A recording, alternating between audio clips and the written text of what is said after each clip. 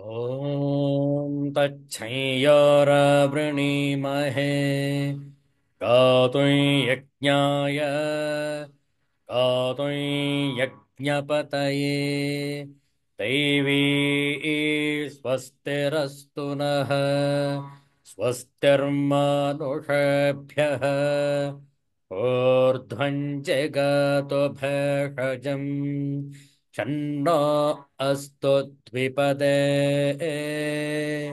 शञ्चतुष्पदे ॐ शान्तिः शान्तिः शान्तिः हरिः ॐ श्रीगुरुभ्यो नमः हरिः ॐ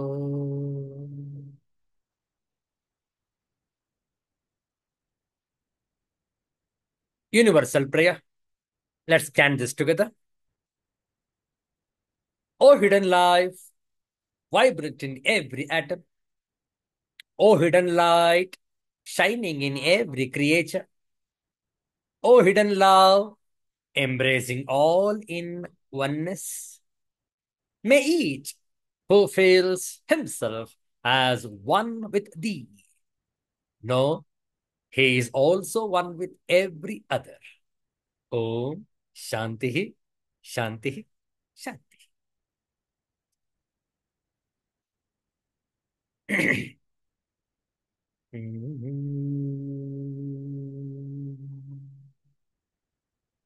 ಕಾರ್ತಿಕ ಬಹುಳ ನವಮಿಯ ದಿನ ಆದಿತ್ಯವಾಸರ ನವೆಂಬರ್ ತಿಂಗಳ 24ನೇ ತಾರೀಕು 2024ನೇ ಇಸವಿ.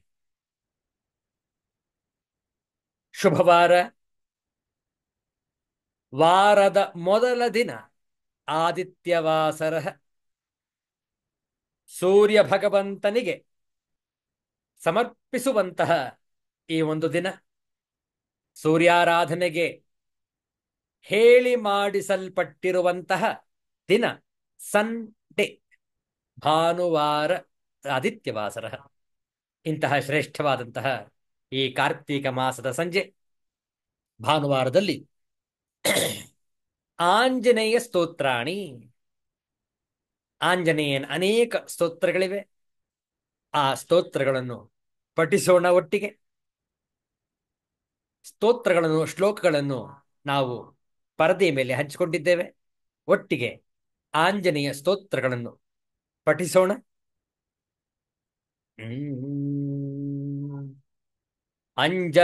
ಅಂಜನಾನಂದನಂ ವೀರಂ ಜಾನಕಿ ಶೋಕನಾಶನಂ ಕಪೀಶಮಕ್ಷಹಂತಾರಂ ವಂದೇ ಲಂಕಾ ಭಯಂಕರಂ ಉಲ್ಲಂಘ್ಯ ಸಿಂಧೋ ಸಲಿಲಂ ಸಲೀಲಂ ಯಶೋಕವನ್ಹಿಂ ಜನಕಾತ್ಮಜಾಯ ಆದಾಯ ತೇನೈವ ದದಾಹ ಲಂಕಾ ನಮಾಮಿ ತಂ ಪ್ರಾಂಜಲಿರಾಂಜನೇಯಂ ಗೋಷ್ಪದೀಕೃತವಾರಾಶಿಂ ಮಶಕೀಕೃತರಾಕ್ಷಸಂ ರಾಮಾಯಣ ಮಹಾಮಾಲಾರತ್ನಂ ವಂದೇ ನೀಲಾತ್ಮಜಂ ಆಂಜನೇಯಮತಿಪಾಟಲಾನನಂ ಕಾಂಚನಾದ್ರಿಕಮನೀಯ ವಿಗ್ರಹಂ ಪಾರಿಜಾತ ತರುಮೂಲವಾಸಿನಂ ಭಾವಯಾಮಿ ಪವಮಾನನಂದನಂ ಯತ್ರ ಯತ್ರ ರಘುನಾಥ ಕೀರ್ತನಂ ತತ್ರ ತತ್ರ ಕೃತಮಸ್ತಕಾಂಜಲಿಂ ಬಾಷ್ಪವಾರಿ ಪರಿಪೂರ್ಣಲೋಚನಂ ಮಾರುತಿಂ ನಮತ ರಾಕ್ಷಸಾಂತಕಂ ಮನೋಜವಂ ಮಾರುತತುಲ್ಯವೇಗಂ ಜಿತೇಂದ್ರಿಯಂ ಬುದ್ಧಿಮತಾಂ ವರಿಷ್ಠಂ ವಾತಾತ್ಮಜಂ ವಾನರಯೋಥ ಮುಖ್ಯಂ ಶ್ರೀರಾಮದೂತಂ ಶಿರಸಾ ನಮಾಮಿ. ಬುದ್ಧಿರ್ಬಲಂ ಯಶೋಧೈರ್ಯಂ ನಿರ್ಭಯತ್ವಮರೋಗಿತ ಅಜಾಡ್ಯಂ ವಾಕ್ಪಟುತ್ವಂಚ ಹನುಮತ್ ಸ್ಮರಣಾತ್ ಭವೇತ್ ತೇಜೋಧೃತಿರ್ಯಶೋದಾಕ್ಷ್ಯಂ ಸಾಮರ್ಥ್ಯಂ ವಿನಯೋ ನಯಃ ಪೌರುಷಂ ವಿಕ್ರಮೋ ಬುದ್ಧಿ ಯಸ್ಮಿನ್ ಏತಾನಿ ನಿತ್ಯದಾ.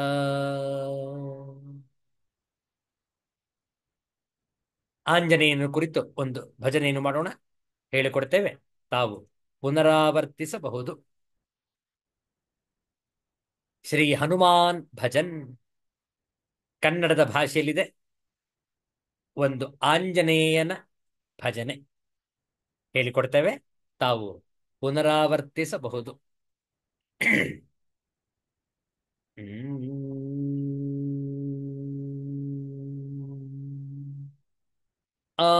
ಆಂಜನೇಯ ಹನುಮಂತ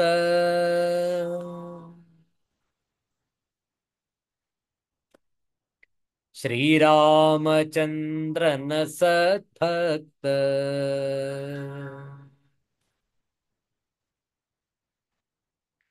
ಆಂಜನೇಯ ಹನುಮಂತ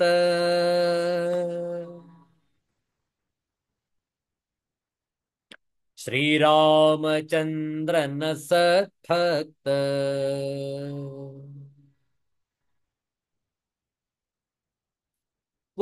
ವಾಯುಪುತ್ರ ಸುಚರಿತ್ರ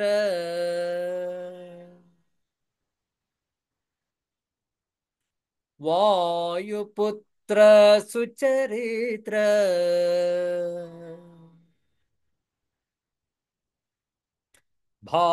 ಭಾವವಿರಂಜಿನಿ ಸುಪವಿತ್ರ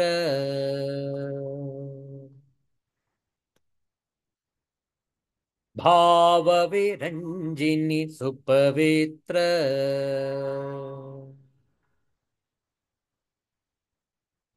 ಆಂಜನೇಯ ಹನುಮಂತ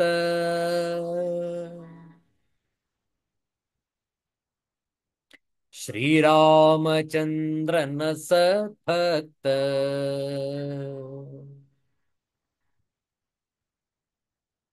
ಸುಗ್ರೀವ ಸಚಿವತ ರಾಮದೂತ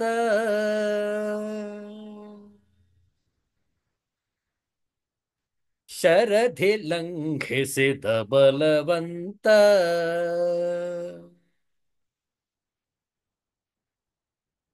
ಜನನಿಗೆ ಉಂಗುರವಿತ್ತ ನಿಜ ಭಕ್ತ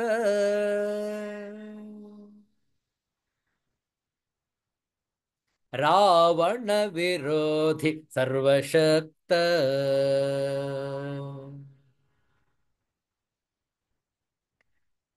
ಆಂಜನೇಯ ಹನುಮಂತ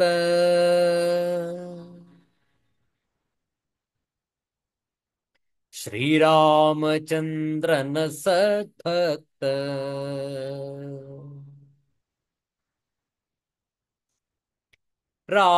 ರಾಮನಾಮವನ್ನು ಪಾನಗೈವ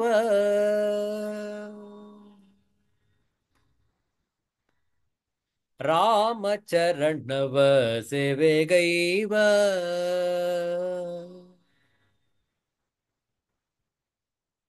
ರಾಮಾಯಣ ಕಥೆ ಶ್ರವಣಿಸುವ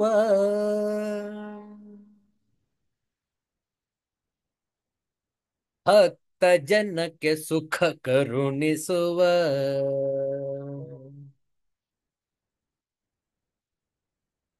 ಆಂಜನೇಯ ಹನುಮಂತ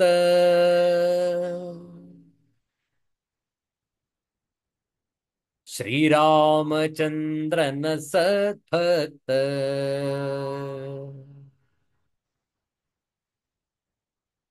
ಭಾಸುರ ತೇಜನೆ ಹನುಮಂತ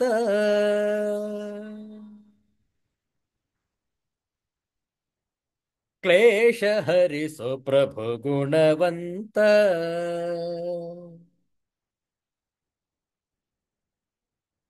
ದಾಸಗೆ ಶರಣುತ ಹನುಮಂತ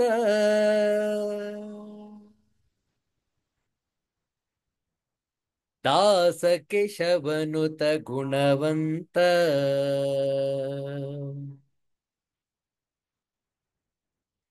ಆಂಜನೇಯ ಹನುಮಂತ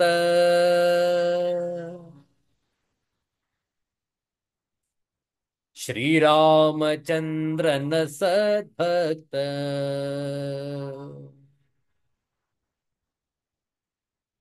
ವಾಯುಪುತ್ರ ಸುಚರಿತ್ರ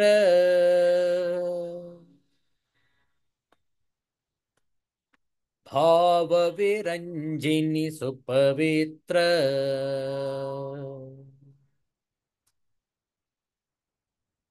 ಆಂಜನೇಯ ಹನುಮಂತ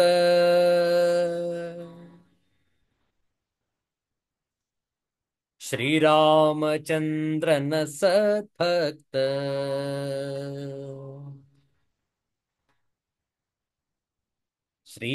ಶ್ರೀರಾಮಚಂದ್ರನ ಸದ್ಭಕ್ತ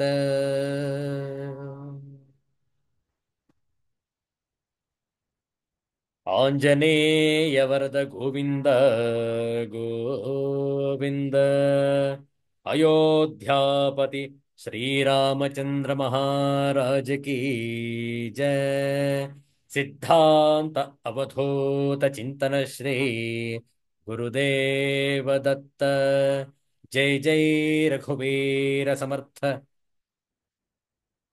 श्री सद्गुरुनाथ महाराज की जय हर हर नमः पार्वती पतये हर हर महादेव शंभो ಕಾರ್ತಿಕ ಬಹುಳ ನವಮಿ ಈ ಆದಿತ್ಯವಾಸರದ ಮುಸ್ಸಂಜೆಯಲ್ಲಿ ಶ್ರೀಮದ್ ಭಗವದ್ಗೀತೆಯ ಕೆಲವು ಶ್ಲೋಕಗಳ ಪಾರಾಯಣ ಮಾಡೋಣ. 12ನೇ ಅಧ್ಯಾಯ 13ನೆಯ ಶ್ಲೋಕದಿಂದ 17ನೆಯ ಶ್ಲೋಕದವರೆಗೆ ಒಟ್ಟಿಗೆ ಪಾರಾಯಣ ಮಾಡುವ. 13ರಿಂದ 17 ದ್ವಾದಶೋಧ್ಯಾಯ. ಸಿದ್ಧರಾಗಿದ್ದೀರಿ ಅಂತ ಹೇಳಿ ಭಾವಿಸ್ತೇವೆ. ಓಂ ಶ್ರೀ ಪರಮಾತ್ಮನೇ ನಮಃ. ಅಥ ದ್ವಾದಶೋಧ್ಯಾಯಃ ಭಕ್ತಿಯೋಗಃ.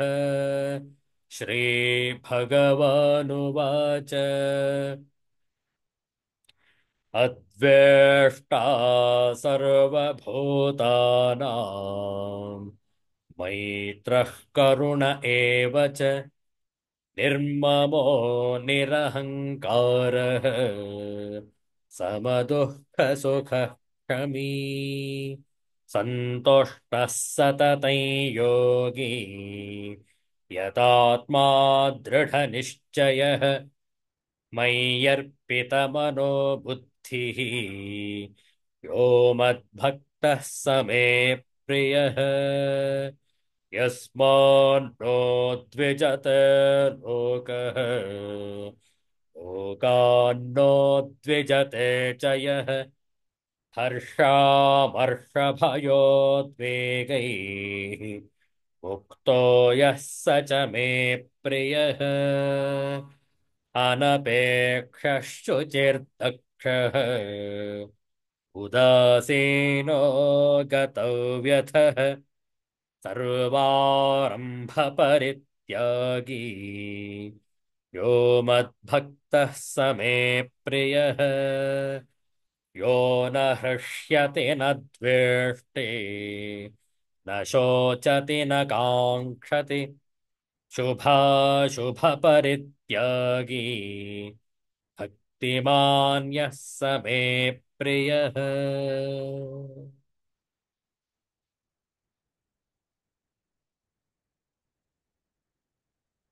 ಭಕ್ತಿಯೋಗದ ಅಧ್ಯಾಯದಲ್ಲಿ ಭಕ್ತನ ಲಕ್ಷಣಗಳನ್ನು ನೋಡ್ತಾ ಇದ್ದೇವೆ.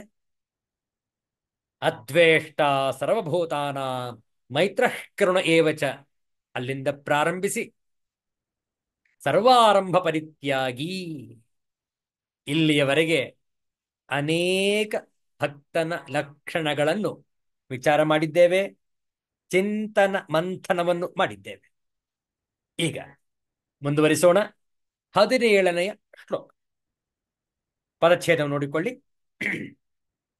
ಯಹ ನ ಹೃಷ್ಯತಿ ನ ದ್ವೇಷ್ಟಿ ನ ಶೋಚತಿ ನ ಕಾಂಕ್ಷತಿ ಶುಭ ಅಶುಭ ಪರಿತ್ಯಾಗಿ ಭಕ್ತಿಮಾನ್ ಯಹ ಸಹ ಮೇ ಪ್ರಿಯ.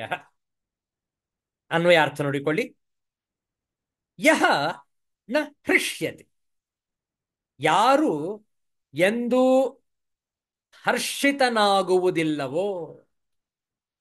ನ ದ್ವೇಷ್ಟಿ, ಯಾರು ದ್ವೇಷಿಸುವುದಿಲ್ಲವೋ. ನ ಶೋಚತಿ, ಯಾರು ಶೋಕಿಸುವುದಿಲ್ಲವೋ. ನ ಕಾಂಕ್ಷತಿ, ಯಾರು ಏನನ್ನು ಬಯಸುವುದಿಲ್ಲವೋ. ಮತ್ತು ಯಹ ಶುಭ ಅಶುಭ ಪರಿತ್ಯಾಗಿ, ಯಾರು ಶುಭ ಮತ್ತು ಅಶುಭವಾದ ಸಮಸ್ತ ಕರ್ಮಗಳನ್ನು ತ್ಯಜಿಸಿದ್ದಾನೋ ಸಹ ಭಕ್ತಿಮಾನ್ ಮೇ ಪ್ರಿಯ. ಆ ಭಕ್ತಿಯುತನಾದ ಪುರುಷನು ನನಗೆ ಪ್ರಿಯನಾಗಿದ್ದಾನೆ. ಪುರುಷ ಅಂದ್ರೆ ಮಹಿಳೆ ಕೂಡ. ಪುರುಷ ಅಂದ್ರೆ ವ್ಯಕ್ತಿ, ಮನುಷ್ಯ ಅಂತ ನಾವು ಅರ್ಥವನ್ನು ಮಾಡ್ಕೊಳ್ಬೇಕು. ಇಲ್ಲಿ ಪುರುಷ ಮಹಿಳೆ ಎನ್ನುವ ಲಿಂಗ ಭೇದ ಇಲ್ಲ. ಎಲ್ಲರೂ ಕೂಡ ಭಗವಂತನ ಭಕ್ತರೇ. ನೋಡಿ, ನ ಹೃಷ್ಯತಿ ನ ದ್ವೇಷ್ಟಿ ನ ಶೋಚತಿ ನ ಕಾಂಕ್ಷತಿ ಶುಭಾಶುಭ ಪರಿತ್ಯಾಗಿ. 5 ಲಕ್ಷಣಗಳನ್ನು ಈ ಶ್ಲೋಕದಲ್ಲಿ ಹೇಳಲಾಗಿದೆ. ಈ ರೀತಿಯಲ್ಲಿ ಯಾರು ಆಚರಣೆಯಲ್ಲಿ ಇಟ್ಟುಕೊಂಡಿರುವರೋ ಅವರು ಭಗವಂತನಿಗೆ ಪ್ರಿಯರು. ನೋಡಿ, ಹರ್ಷ ಶೋಕಾದಿ ವಿಕಾರಗಳಿಂದ ರಹಿತನಾದವ ಆ ನಿಷ್ಕಾಮಿ ಪ್ರಿಯ ಭಕ್ತನ ಲಕ್ಷಣಗಳನ್ನು ಇಲ್ಲಿ ತಿಳಿಸಲಾಗಿದೆ. ತಾತ್ಪರ್ಯ ನೋಡಿಕೊಳ್ಳಿ. ಯಾರು ಎಂದೂ ಹರ್ಷಿತನಾಗುವುದಿಲ್ಲವೋ, ದ್ವೇಷಿಸುವುದಿಲ್ಲವೋ, ಶೋಕಿಸುವುದಿಲ್ಲವೋ, ಏನನ್ನು ಬಯಸುವುದಿಲ್ಲವೋ, ಹಾಗೆಯೇ ಶುಭ ಅಶುಭವಾದ ಎಲ್ಲ ಕರ್ಮಗಳ ತ್ಯಾಗಿಯೋ ಅಂತಹ ಭಕ್ತಿಯುಕ್ತ ಪುರುಷನು ನನಗೆ ಪ್ರಿಯನು. ನೋಡಿ, ಹಿಂದಿನ ಶ್ಲೋಕದಲ್ಲಿ ಸರ್ವಾರಂಭ ಪರಿತ್ಯಾಗಿ ಎಂದು ಹೇಳಲಾಗಿತ್ತು. ಈಗ ಇಲ್ಲಿ ನೋಡಿ, ಶುಭಾಶುಭ ಪರಿತ್ಯಾಗಿ. ಆ ಸರ್ವಾರಂಭ ಪರಿತ್ಯಾಗಿಲಿ ಏನು ಹೇಳಿದ್ದು?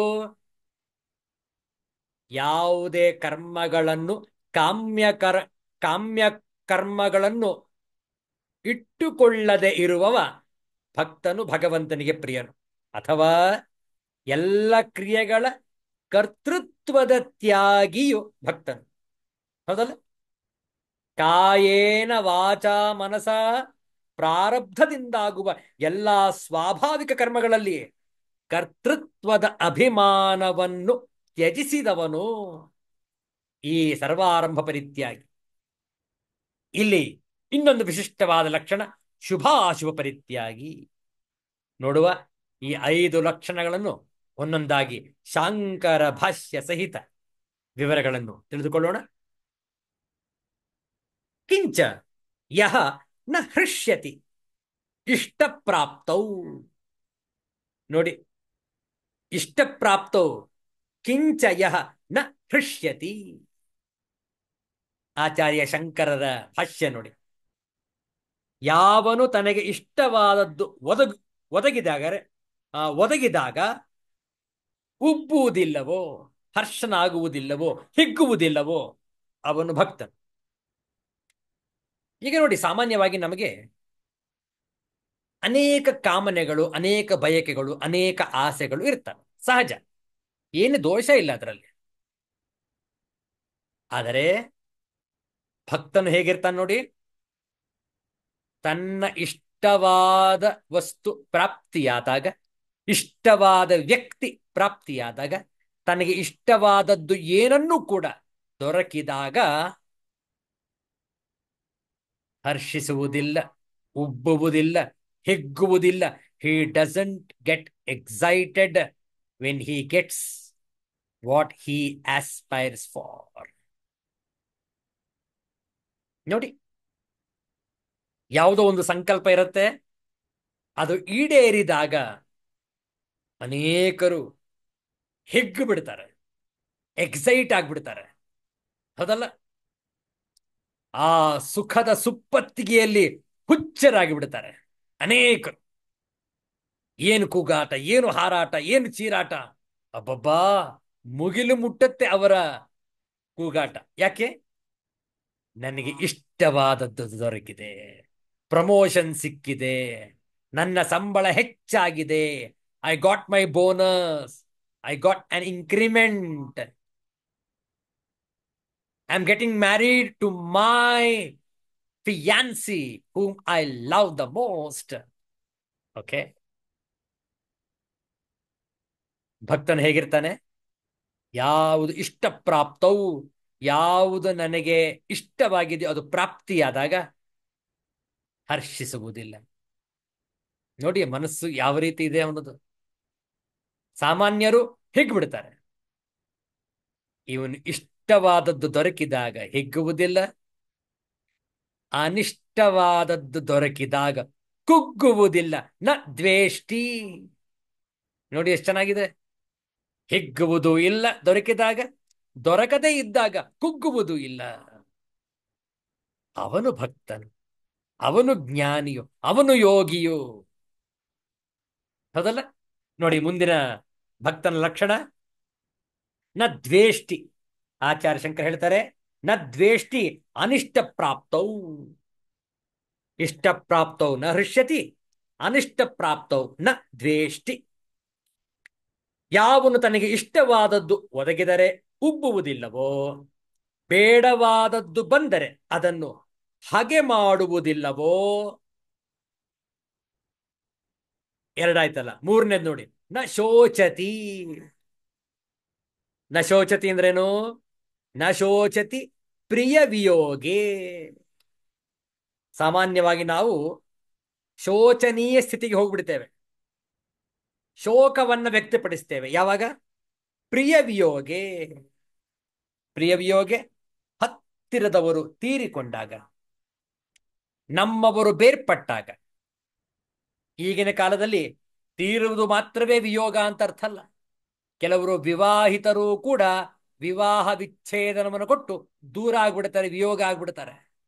ಹೌದಲ್ಲ? ಆಗ ಬಹುಶಃ ಯಾರಾದರೂ ಒಬ್ಬರಿಗೆ ಅತ್ಯಂತ ದುಃಖವಾಗುತ್ತೆ. ಯಾತಕ್ಕೆ ಒಬ್ಬರಿಗೆ ಅಂತ ಹೇಳಿದ್ವು ಅಂತಂದ್ರೆ, ಕೆಲವರಿಗೆ ಅವರ ಸ್ಪೌಸನ್ ಬಿಟ್ರೆ ಸಂತೋಷ. ಅಯ್ಯೋ ಇವನಿಂದ ಬಿಡುಗಡೆ ಸಿಕ್ಕಿದ್ರೆ ಸಾಕು ಅಂತ ಆ ಹುಡುಗಿ ಇರಬಹುದು, ಅಥವಾ ಹುಡುಗ, ಅಬ್ಬಾ ಇವಳು ನನ್ನಿಂದ ತೊಲಗಿದರೆ ಸಾಕು, ನಾನು ಯಾತಕ್ಕಾದ್ರೂ ಇವಳನ್ನ ಮದುವೆ ಆದ್ನೋ, ಇವಳಿಗೆ ಡಿವೋರ್ಸ್ ಆಗ್ಲೇ ನಾನು ಅರ್ಜಿ ಹಾಕಿ ಆಗಿದೆ, ಯಾವಾಗ ಜಡ್ಜ್ಮೆಂಟ್ ಬರುತ್ತೋ, ಯಾವಾಗ ನಿನ್ನಿಂದ ಇವಳು ದೂರವಾಗ್ತಾಳೋ. ಈಗಾಗಲೇ ದೂರ ಆಗೋಗಿದ್ದಾಳೆ, 6 ತಿಂಗಳು ನಿನ್ ಜೊತೆಗೆ ಇಲ್ವೇ ಇಲ್ಲ ಅವಳು, ಅಥವಾ 1 ವರ್ಷದಿಂದ 2 ವರ್ಷದಿಂದ ಇಲ್ವೇ ಇಲ್ಲ ಅವಳು. ಈಗ ಕೋರ್ಟ್ನಿಂದ ಜಡ್ಜ್ ಬಂದು ಅವಳು ದೂರ ಆಗ್ಬಿಟ್ರೆ, ನನಗೆ ಆ ಒಂದು ಜಡ್ಜ್ಮೆಂಟ್ ಪೇಪರ್ ಸಿಕ್ಬಿಟ್ರೆ ಸಾಕು, ನಾನು ಇನ್ನೂ ಯಾರನ್ನು ಇಷ್ಟಪಟ್ಟಿದ್ದೇನೆ ಅವಳನ್ನು ವಿವಾಹವಾಗ್ತೇನೆ, ಇವಳಿಂದ ದೂರವಾಗ್ತೇನೆ, ವಿಯೋಗವಾಗ್ತೇನೆ. ಆದರೆ ಗಂಡ ವಿಚ್ಛೇದನ ಕೊಟ್ಟಿದ್ರೆ ಅವನಿಗೆ ಸಂತೋಷ, ಯಾಕೆ ಇವಳು ದೂರವಾದ್ಲು ಅಂತ. ಹೆಂಡತಿಯೇ ಅರ್ಜಿ ಗುರ್ಜರಾಯಿಸಿದ್ರೆ ಗಂಡ ದೂರ ಅಂತ ಅವಳಿಗೆ ಸಂತೋಷ. ಆದರೆ ಇಲ್ಲಿ ನೋಡಿ, ಶೋಕ ಯಾವಾಗ ವ್ಯಕ್ತಪಡಿಸ್ತೇವೆ ನಾವು ಅಂತಂದ್ರೆ, ನಮಗೆ ಇಷ್ಟಪಟ್ಟವರು ದೂರವಾದಾಗ, ತೀರಿಕೊಂಡಾಗ, ದೂರ ಹೋದಾಗ, ನಮ್ಮಿಂದ ಬೇರ್ಪಟ್ಟಾಗ ಶೋಕವನ್ನ ವ್ಯಕ್ತಪಡಿಸುವುದು ಸಾಮಾನ್ಯ ಜನರು. ಹೌದಲ್ಲ? ಭಕ್ತನು ನ ಶೋಚತಿ. ನ ಶೋಚತಿ ಪ್ರಿಯ ವಿಯೋಗೆ. ಹತ್ತಿರದವರು, ರಕ್ತ ಸಂಬಂಧಿಗಳು ದೂರವಾದರೂ ಕೂಡ ಯಾವುದೇ ಶೋಕವಿಲ್ಲ ಈ ಭಕ್ತನಿಗೆ. ನಚ ಅಪ್ರಾಪ್ತಂ ಕಾಂಕ್ಷತಿ. ದೊರಕದೆ ಇದ್ದದ್ದನ್ನು ಬಯಸಿ ಹಂಬಲಿಸುವುದಿಲ್ಲ. ಕೆಲವೊಂದು ಇಷ್ಟಪಡ್ತೇವೆ ದೊರಕಬೇಕು ಅಂತ ಹೇಳಿ, ಆದರೆ ದೊರಕೋದಿಲ್ಲ, ಸಿಗೋದಿಲ್ಲ. ಆ ರೀತಿಯಲ್ಲಿ ದೊರಕದೆ ಇದ್ದಾಗ ಅದನ್ನು ಮತ್ತೆ ಆಕಾಂಕ್ಷಿಸುವುದಿಲ್ಲ, ಅಪೇಕ್ಷಿಸುವುದಿಲ್ಲ, ಮತ್ತೆ ಕೇಳುವುದಿಲ್ಲ, ಬೇಡುವುದಿಲ್ಲ. ನೋಡಿ,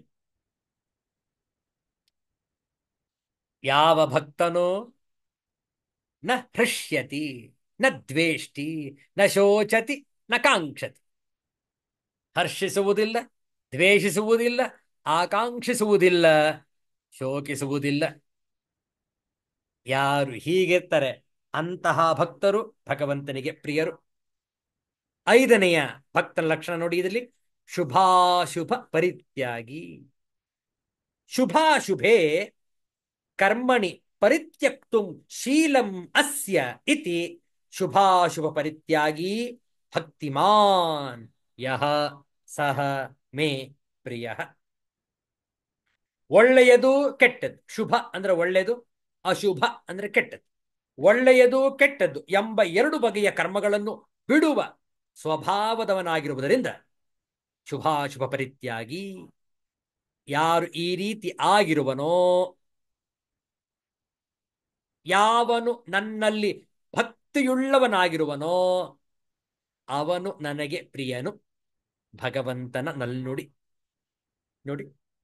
ಆದ್ರಿಂದ ಒಳ್ಳೆಯದಾಗಲಿ ಕೆಟ್ಟದಾಗಲಿ ಯಾವುದನ್ನೂ ಕೂಡ ನಾವು ಸರಿಯಾಗಿ ವಿಶ್ಲೇಷಿಸಿ ಶುಭಾಶುಭ ಪರಿತ್ಯಾಗಿ ಕೇವಲ ಭಗವಂತನ ಸಾನ್ನಿಧ್ಯದಲ್ಲಿ ಎಲ್ಲ ಕರ್ಮಗಳನ್ನು ಅರ್ಪಿಸುವವನೇ ನಿಜವಾದ ಕರ್ಮಯೋಗಿ, ಭಕ್ತಿಯೋಗಿ, ಜ್ಞಾನಯೋಗಿ.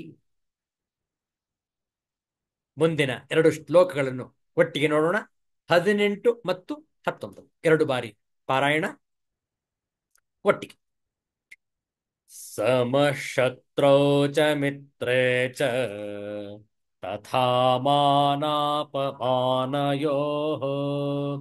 ಶೀತೋಷ್ಣ ಸುಖ ದುಃಖೇಷು ಸಮಃ ಸಂಗ ವಿವರ್ಜಿತಃ ತುಲ್ಯ ನಿಂದಾಸ್ತುತಿರ್ಮೌನಿ ಸಂತುಷ್ಟೋ ಏನ ಕೇನಚಿತ್ ಅನಿಕೇತ ಸ್ಥಿರಮತಿಃ ಭಕ್ತಿಮಾನ್ ಮೇ ಪ್ರಿಯೋ ನರಃ ಸಮಃ ಶತ್ರೌ ಚ ಮಿತ್ರೇ ಚ ತಥಾ ಮಾನಾಪಮಾನಯೋಃ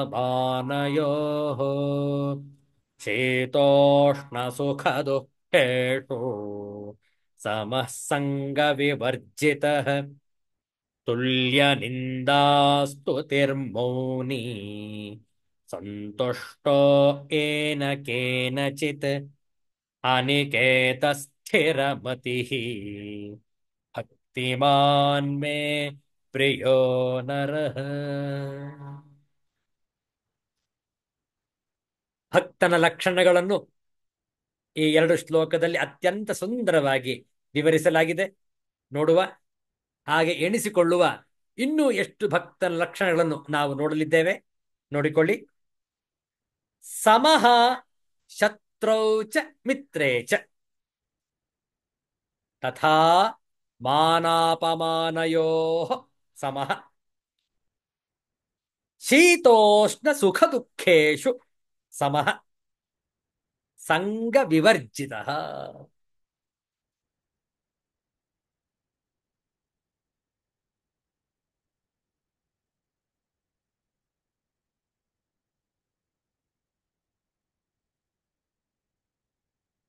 ಮುಂದೆ ತುಲ್ಯ ನಿಂದಾಸ್ತುತಿ. ನಿಂದಾಸ್ತುತಿ ತುಲ್ಯ. ಮೌನಿ ಸಂತುಷ್ಟ ಏನ ಕೇನಚಿತ್ ಅನಿಕೇತಃ ಸ್ಥಿರಮತಿ ಭಕ್ತಿಮಾನ್ ಮೇ ಪ್ರಿಯ ನರಃ. ನೋಡಿ ಎಷ್ಟು ಲಕ್ಷಣಗಳು. ಶತ್ರೌ ಚ ಮಿತ್ರೇ ಚ ಸಮಃ ಒಂದಾಯ್ತು. ಎರಡನೇದು ಮಾನಾಪಮಾನಯೋ ಸಮಃ ಒಂದು ಎರಡಾಯ್ತು. ಮೂರನೇದು ಶೀತೋಷ್ಣ ಸುಖ ದುಃಖೇಶು ಸಮಃ. ನಾಲ್ಕನೇದು ಸಂಗ ವಿವರ್ಜಿತ. 18ನೇ ಶ್ಲೋಕದಲ್ಲಿ 4 ಲಕ್ಷಣಗಳು. 19ನೇ ಶ್ಲೋಕದಲ್ಲಿ ತುಲ್ಯ ನಿಂದಾಸ್ತುತಿ 1, ಮೌನಿ 2, ಸಂತುಷ್ಟ 3, ಏನ ಕೇನಚಿತ್. ಏನ ಕೇನಚಿತ್ ಸಂತುಷ್ಟ. ನಂತರ ಅನಿಕೇತಃ ನಾಲ್ಕನೇದು, ಸ್ಥಿರಮತಿ ಐದನೇದು, ಭಕ್ತಿಮಾನ್ ಮೇ ಪ್ರಿಯ ನರಃ. 19ರಲ್ಲಿ 5, 18ರಲ್ಲಿ 4, 5, 4, 9 ಲಕ್ಷಣಗಳನ್ನು ನಾವು ಮುಂದೆ ನೋಡಲಿದ್ದೇವೆ. ಅನ್ವಯಾರ್ಥ ನೋಡಿಕೊಳ್ಳಿ. ಶತ್ರುಚ ಮಿತ್ರೇ ಮಾನಾಪಮಾನಯೋ ಸಮಃ. ಶತ್ರು ಮತ್ತು ಮಿತ್ರರಲ್ಲಿ ಮಾನ ಅಪಮಾನದಲ್ಲಿ ಸಮನಾಗಿದ್ದಾನೆಯೋ, ತಥಾ ಹಾಗೆಯೇ ಶೀತ ಉಷ್ಣ ಸುಖ ದುಃಖೇಶು, ಚಳಿ ಸೆಖೆ ಸುಖ ದುಃಖ ಮೊದಲಾದ ದ್ವಂದ್ವಗಳಲ್ಲಿ ಸಮಃ ಸಮನಾಗಿದ್ದಾನೆಯೋ, ಹಾಗೆಯೇ ಸಂಘ ವಿವರ್ಜಿತ. ಸಂಘ ವಿವರ್ಜಿತ ಯಾವುದೇ ಆಸಕ್ತಿ ಇಲ್ಲದವನಾಗಿದ್ದಾನೋ, ಆಸಕ್ತಿ ರಹಿತನಾಗಿದ್ದಾನೋ. ತುಲ್ಯ ನಿಂದಾ ಸ್ತುತಿ, ನಿಂದೆ ಮತ್ತು ಸ್ತುತಿ ಇವೆರಡನ್ನು ಸಮಾನವಾಗಿ ಯಾರು ತುಳಿಯುತ್ತಾನೋ, ಮೌನಿ ಮನನಶೀಲನಾಗಿದ್ದಾನೋ. ಮೌನಿ ಅಂದ್ರೆ ಸಾಮಾನ್ಯವಾಗಿ ನಾವು ಅರ್ಥ ಮಾಡಿಕೊಳ್ಳುವುದು ಮಾತನಾಡುವುದಿಲ್ಲ ಮೌನ. ಮೌನಿ ಅಂದ್ರೆ ಮುನಿಹಿ ಅಂತ ಅರ್ಥ. ಯಾರು ಮನನಶೀಲನಾಗಿರ್ತಾನೋ, ಯಾವುದನ್ನು ಶ್ರವಣ ಮಾಡಿದ್ದಾನೋ, ಯಾವುದನ್ನು ಅಧ್ಯಯನ ಮಾಡಿದ್ದಾನೋ ಅದನ್ನು ಮತ್ತೆ ಮತ್ತೆ ಮೆಲುಕು ಹಾಕುವವನು ಮನನಶೀಲ ಮೌನಿ. ಏನ ಕೇನಚಿತ್ ಯಾವುದೇ ಪ್ರಕಾರದಿಂದಲಾದರೂ ಶರೀರ ನಿರ್ವಾಹದಲ್ಲಿ ಸಂತುಷ್ಟ, ಸದಾ ಸಂತುಷ್ಟನಾಗಿದ್ದಾನೋ, ಸಂತೃಪ್ತನಾಗಿರುವನೋ. ಅನಿಕೇತ ಇರುವ ಸ್ಥಾನದಲ್ಲಿ ಮಮತೆ ಮತ್ತು ಆಸಕ್ತಿಯಿಂದ ರಹಿತನಾಗಿದ್ದಾನೆಯೋ.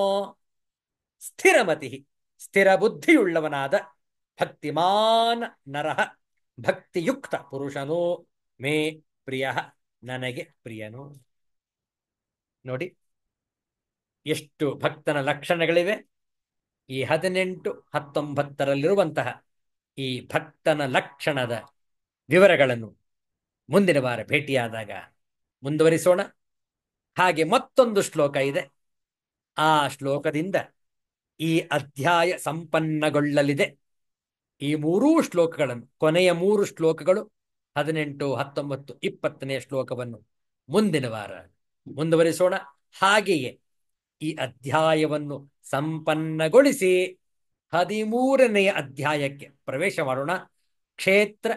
ಕ್ಷೇತ್ರಜ್ಞ ವಿಭಾಗ ಯೋಗ. ಅತ್ಯಂತ ಗೂಢಾರ್ಥವುಳ್ಳ, ಅತ್ಯಂತ ನಿಗೂಢವಾಗಿರುವಂತಹ ತತ್ವವನ್ನು ನಾವು 13ನೇ ಅಧ್ಯಾಯದಲ್ಲಿ ನೋಡಲಿದ್ದೇವೆ. ಮುಂದಿನ ವಾರ ಭೇಟಿಯಾದಾಗ ಈ ಭಕ್ತಿ ಯೋಗವನ್ನು ಸಂಪನ್ನಗೊಳಿಸೋಣ. ಶಾಂತಿ ಮಂತ್ರದೊಂದಿಗೆ ಇಂದಿನ ಸತ್ಸಂಗವನ್ನು ಮುಕ್ತಾಯ ಮಾಡುವ.